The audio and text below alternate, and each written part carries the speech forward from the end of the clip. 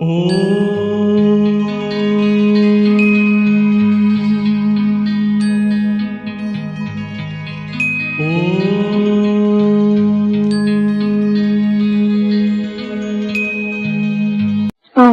शांति।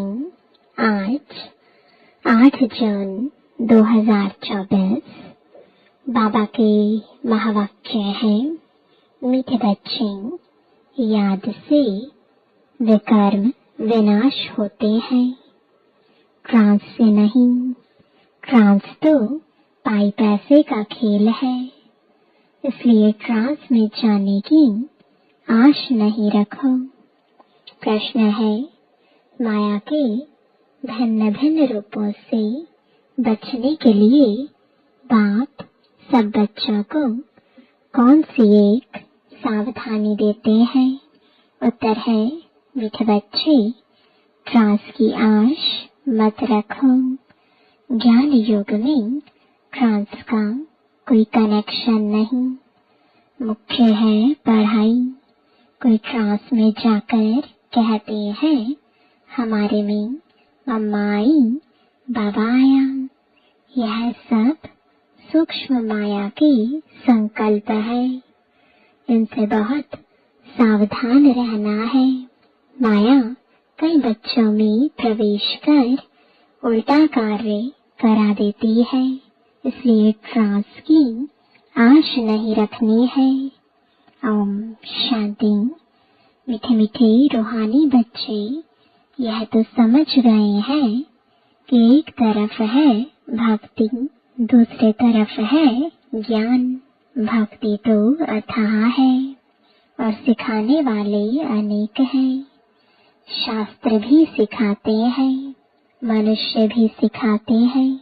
यहाँ न कोई शास्त्र है न मनुष्य है, यहाँ सिखाने वाला एक ही रूहानी बाप है जो आत्माओं को समझाते हैं।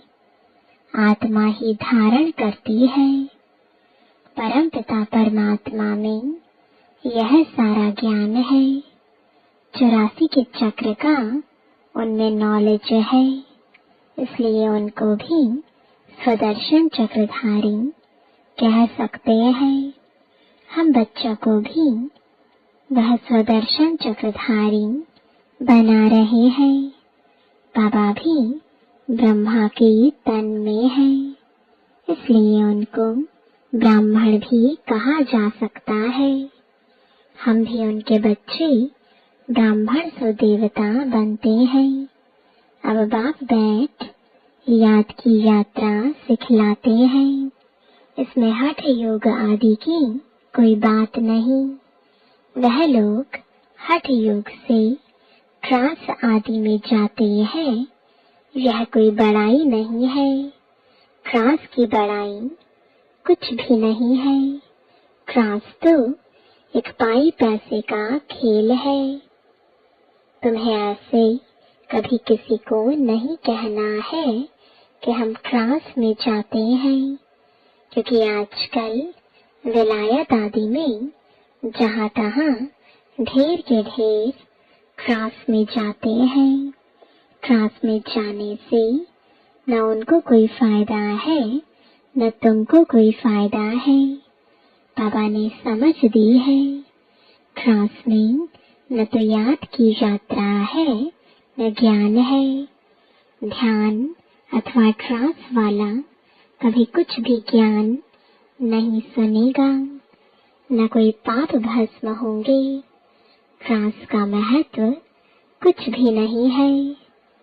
बच्चे योग लगाते हैं, उनको कोई ट्रांस नहीं कहा जाता है।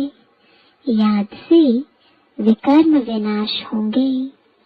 ट्रांस में विकर्म विनाश नहीं होंगे।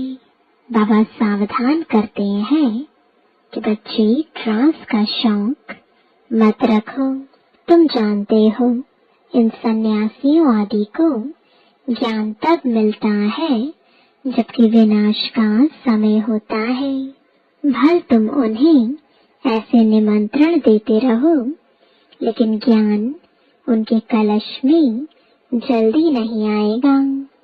जब विनाश सामने देखेंगे तब आएंगे, समझेंगे अब तो मौत आया कि आया। जब नजदीक देखेंगे तब मानेंगे, उन्हों का पाठ ही अंत में है। तुम कहते हो अब विनाश आया कि आया, मौत आना है। वह समझते हैं इन्हों के यह कपोड़े हैं। तुम्हारा झाड़ धीरे धीरे बढ़ता है। सन्यासियों को सिर्फ कहना है कि बाप को याद करो। यह भी बाप ने समझाया है कि तुमको आंखें बंद नहीं करनी है। आंखें बंद होंगी तो बाप को कैसे देखेंगे? हम आत्मा है, परमपिता परमात्मा के सामने बैठे हैं। वह देखने में नहीं आता है, लेकिन यह ज्ञान बुद्धि में है। तुम बच्चे समझते हो परमपिता परमात्मा हमको पढ़ा रहे हैं इस शरीर के आधार से। ध्यान आदि की कोई बात ही नहीं। ध्यान में जाना कोई बड़ी बात नहीं है। यह भोग आदि के ड्रामा में सब नोंद है। सर्वेंट बन भोग लगाकर आते हो। जैसे सर्वेंट लोग बड़े आदमी को खिलाते हैं, तुम भी सर्वेंट हो। देवताओं को भोग लगाने जाते हो। वह है फरिश्ते, वहाँ मम्मा बाबा को देखते हैं। वह संपूर्ण मूर्ति भी एम ऑब्जेक्ट है। उनको ऐसा फरिश्ता किसने बनाया? बाकी ध्यान में जाना तो कोई बड़ी बात नहीं है। जैसे यहाँ शिव बाबा तुमको पढ़ाते हैं, वैसे वहाँ भी शिव बाबा इन द्वारा कुछ समझाएंगे। सूक्ष्म वतन में क्या होता है यह सिर्फ जानना होता है। बाकी त्रास आदि को कुछ भी महत्व नहीं देना है। कोई को त्रास दिखलाना यह भी बचपन है। बाबा सबको सावधान करते हैं, त्रास में मत जाओ। इसमें भी कई बार माया प्रवेश हो जाती है। यह पढ़ाई है कल्प कल्प बाप आकर तुमको पढ़ाते हैं। अभी है संगम युग, तुमको ट्रांसफर होना है। ड्रामा के प्लान अनुसार तुम पाठ बजा रहे हो। पाठ की महिमा है। बाप आकर पढ़ाते हैं ड्रामा अनुसार। तुमको बाप से एक बार पढ़कर मनुष्य से देवता जरूर बनना है। इसमें बच्चों को तो खुशी होती है। हम बाप को भी और रचना के आदि मध्य अंत को भी जान गए हैं। बाप की शिक्षा पाकर बहुत हर्षित होना चाहिए। तुम पढ़ते ही हो नई दुनिया के लिए। वहाँ है ही देवताओं का राज्य, तो जरूर पुरुषोत्तम संगम युग पर पढ़ना होता है। तुम इस दुख से छूटकर सुख में जाते हो। यहाँ तमो प्रधान होने कारण तुम बीमार आदि होते हो। यह सब रोग मिट जाने हैं। मुख्य है ही पढ़ाई। इनसे त्रास आदि का कनेक्शन नहीं है। यह बड़ी बात नहीं।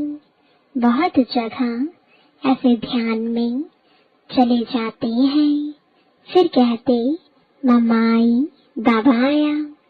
बाप कहते हैं यह कुछ भी नहीं है।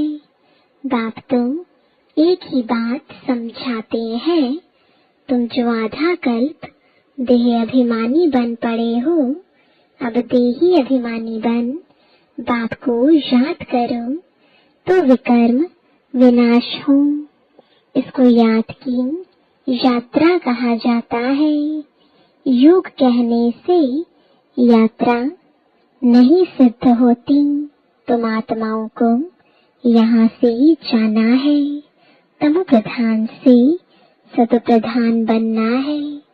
तुम अभी यात्रा कर रहे हो। उन्हों का जो योग है उसमें यात्रा की बात नहीं। हठ योगी तो धीर है, वह है हठ योग। यह है बाप को याद करना। बाप कहते हैं, मीठे मीठे बच्चों, अपने को आत्मा समझो। ऐसे और कोई कभी नहीं समझाएंगे। यह तो है पढ़ाई। बाप का बच्चा बना, फिर बाप से पढ़ना और पढ़ाना है। बाबा कहते हैं, तुम म्यूजियम खोलो, आपे ही तुम्हारे पास आएंगे। बुलाने की तकलीफ नहीं होगी। कहेंगे, यह ज्ञान तो बड़ा अच्छा है, कभी सुना नहीं है। इसमें तो कैरेक्टर सुधरते हैं। मुख्य है ही पवित्रता, जिस पर ही हंगामे आदि होते हैं, बहुत फेल भी होते हैं। तुम्हारी अवस्था ऐसी हो जाती है, जो इस दुनिया में होते हुए उनको देखते नहीं है। खाते पीते भी तुम्हारी बुद्धि उस तरफ हो। जैसे बाप नया मकान बनाते हैं तो सबकी बुद्धि नए मकान तरफ चली जाती है ना। अभी नई दुनिया बन रही है। बेहद का बाप बेहद का घर बना रहे हैं। तुम जानते हो, हम स्वर्गवासी बनने के लिए पुरुषार्थ कर रहे हैं। अब चक्र पूरा हुआ है। अब हमको घर और स्वर्ग में जाना है, तो उसके लिए पावन भी जरूर बनना है। याद की यात्रा से पावन बनना है। याद में ही विघ्न पड़ते हैं। इसमें ही तुम्हारी लड़ाई है। पढ़ाई में लड़ाई की बात नहीं होती। पढ़ाई तो बिल्कुल सिंपल है। 84 के चक्र की नॉलेज तो बहुत सहज है। बाकी अपने को आत्मा समझ बाप को याद करो, इसमें है मेहनत। बाप कहते हैं, याद की यात्रा भूलो मत। कम से कम 8 घंटा तो जरूर याद करो। शरीर निर्वाह के लिए कर्म भी करना है, नींद भी करनी है। सहज मार्ग है ना। अगर कहीं नींद ना करो तो यह हठ योग हो गया। हठ योगी तो बहुत है। बाप कहते हैं, उस तरफ कुछ भी नहीं देखो, उससे कुछ फायदा नहीं। कितने हठ योग आदि सिखलाते हैं। यह सब है मनुष्य मत। तुम आत्माएं हो। आत्मा ही शरीर ले पाठ बजाती है, डॉक्टर आदि बनती है। परंतु मनुष्य देह अभिमानी बन पड़े हैं। मैं फलाना हूँ। अभी तुम्हारी बुद्धि में है, हम आत्मा है, बाप भी आत्मा है। इस समय तुम आत्माओं को परम पिता पढ़ाते हैं। इसलिए गायन है, आत्माएं परमात्मा अलग रहे बहुकाल। कल्प कल्प मिलते हैं। बाकी जो भी सारी दुनिया है, वह सब देह अभिमान में आकर देह समझकर ही पढ़ते पढ़ाते हैं। बाप कहते हैं, मैं आत्माओं को पढ़ाता हूँ। जज बैरिस्टर आदि भी आत्मा बनती है। तुम आत्मा सतो प्रधान पवित्र थी। फिर तुम पाठ बजाते बजाते सब पतित बने हो, तब पुकारते हो, बाबा आकर हमको पावन आत्मा बनाओ। बाप तो है ही पावन। यह बात जब सुने तब धारणा हो। तुम बच्चों को धारणा होती है तो तुम देवता बनते हो और कोई की बुद्धि में बैठेगा नहीं, क्योंकि यह है नई बात, यह है ज्ञान, वह है भक्ति। तुम भी भक्ति करते करते देह अभिमानी बन जाते हो। अब बाप कहते हैं, बच्चे आत्म अभिमानी बनो। हम आत्माओं को बाप इस शरीर द्वारा पढ़ाते हैं। घड़ी घड़ी याद रखो, यह एक ही समय है जब आत्माओं का बाप परम पिता पढ़ाते हैं। बाकी तो सारे ड्रामा में कभी पाठ ही नहीं है सिवाय इस संगम युग के। इसलिए बाप फिर भी कहते हैं, मीठे मीठे बच्चों, अपने को आत्मा निश्चय करो, बाप को याद करो।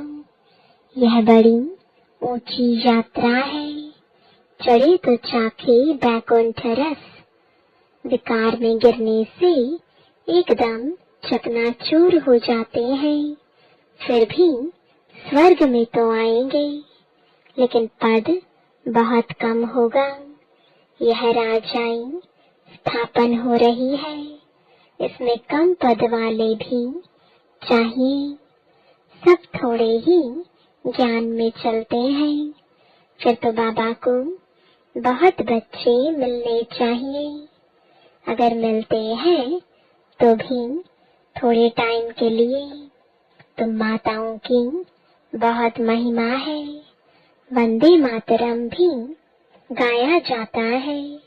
जगत अम्बा का कितना बड़ा भारी मेला लगता है, जो कि बहुत सर्विस की है। जो बहुत सर्विस करते हैं वह बड़ा राजा बनते हैं। दिलवाड़ा मंदिर में तुम्हारा ही यादगार है। तुम बच्चियों को तो बहुत टाइम निकालना चाहिए। तुम भोजन आदि बनाती हो तो बहुत शुद्ध भोजन याद में बैठ बनाना चाहिए। जो किसको खिलाएं तो उनका भी हृदय शुद्ध हो जाए। ऐसे बहुत थोड़े हैं जिनको ऐसा भोजन मिलता होगा। अपने से पूछो, हम शिव बाबा की याद में रहकर भोजन बनाते हैं, जो खाने से ही उनके हृदय पिघल जाए।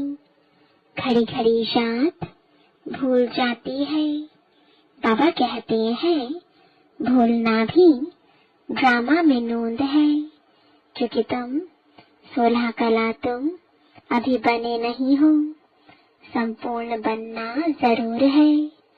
पूर्णिमा के चंद्रमा में कितना तेज होता है, फिर कम होते होते लकीर जाकर रहती है।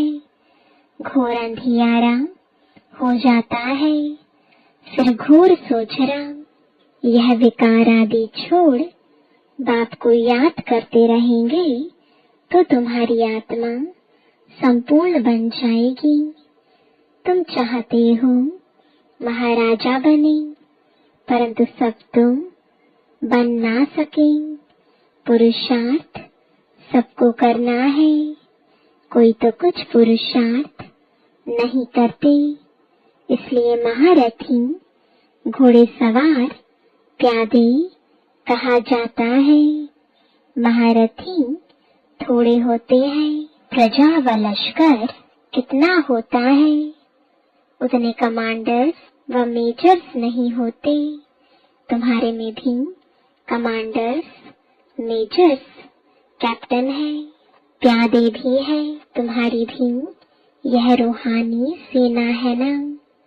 सारा मदार है याद की यात्रा पर, उनसे ही बल मिलेगा। तुम हो गुप्त वॉरियर्स, बाप को याद करने से विकर्मों का जो किचड़ा है वह भस्म हो जाता है। बाप कहते हैं धंधाधोरी भल करो, बाप को याद करो।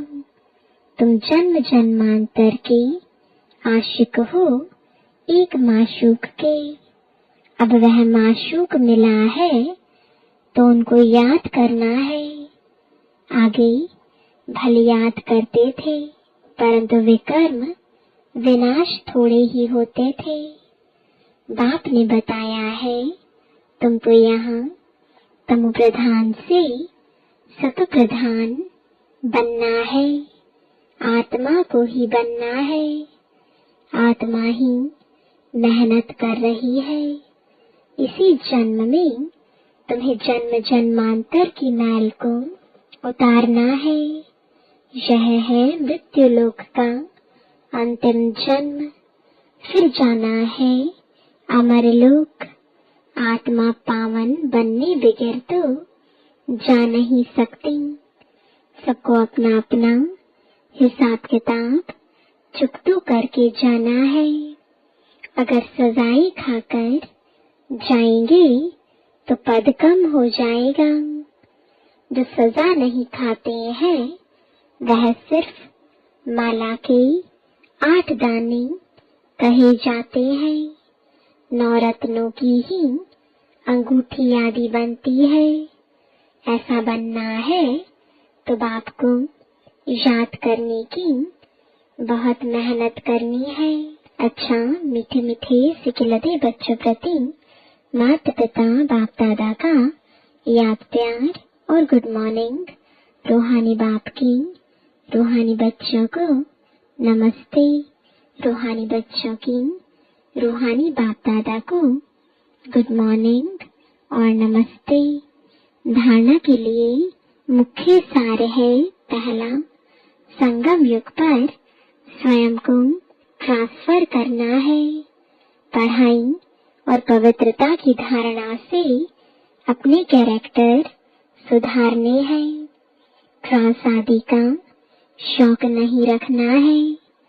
दूसरा, शरीर निर्वाह अर्थ कर्म भी करना है, नींद भी करनी है, हठ योग नहीं है, लेकिन याद की यात्रा को कभी भूलना नहीं है।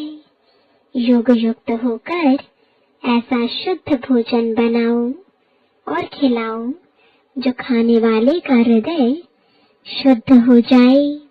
वरदान है अपनी सूक्ष्म शक्तियों पर विजयी बनने वाले राजऋषि स्वराज्य अधिकारी आत्मा भव।